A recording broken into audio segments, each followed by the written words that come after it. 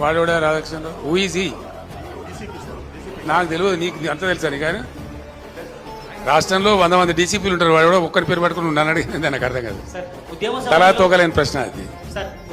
అసలు ఆ phone tapping ఏదో మీకు పిచ్చి పట్టుకున్నది. కానీ ముఖ్యమంత్రికి ఫోన్ ట్యాపింగ్ ఏమైనా సంబంధం ఉంటుందా? రాహుల్ ఇంత పెద్ద senior leader.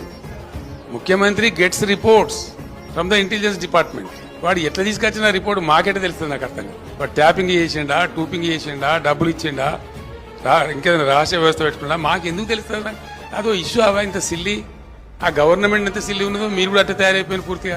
What is that non sense? నాకు అర్థం కదా. ఫోన్ ట్యాపింగ్ అది పెద్ద ఫినాయిల్ పెట్టి నోలు కడుపున పరిస్థితి తెస్తా ఉన్నారు. ఎవరో కొందరు బాగాగాలు పని లేక ఫోన్ ట్యాపింగ్ తోకట ఏం ట్యాపింగ్ అయినా నాకు అర్థం కాదు.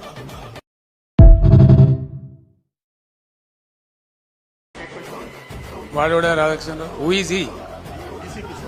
నాకు తెలియదు, నీకు అంత తెలుసా? నీ కానీ రాష్ట్రంలో 100 మంది డీసీపీలు ఉంటారు, వాడు కూడా ఒక్కరి పేరు పట్టుకుని ఉన్నాను అడిగింది. నాకు అర్థం కాదు.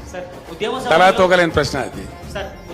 అసలు ఆ ఫోన్ ట్యాపింగ్ ఏదో మీకు పిచ్చి పట్టుకున్నది. కానీ ముఖ్యమంత్రికి ఫోన్ ట్యాపింగ్ ఏమైనా సంబంధం ఉంటుందా? రాహుల్ ఇంత పెద్ద సీనియర్ లీడర్. ముఖ్యమంత్రి gets reports from the intelligence department. వాడు ఎట్లా తీసుకొచ్చిన రిపోర్ట్ మాకెట తెలుస్తుంది? నాకు అర్థం కాదు. వాడు ట్యాపింగ్ చేసిండా, టూపింగ్ చేసిండా, డబ్బులు ఇచ్చిండా, ఇంకేదైనా రహస్య వ్యవస్థ పెట్టుకున్నా మాకు ఎందుకు తెలుస్తుంది? అదో ఇష్యూ అవా ఇంత సిల్లీ. ఆ గవర్నమెంట్ ఎంత సిల్లీ ఉన్నదో మీరు కూడా అట్లా తయారైపోయిన పూర్తిగా. What is that non sense? నాకు అర్థం కదా. ఫోన్ ట్యాపింగ్ అది పెద్ద ఫినాయిల్ పెట్టి నోలు కడుపున పరిస్థితి తెస్తా ఉన్నారు.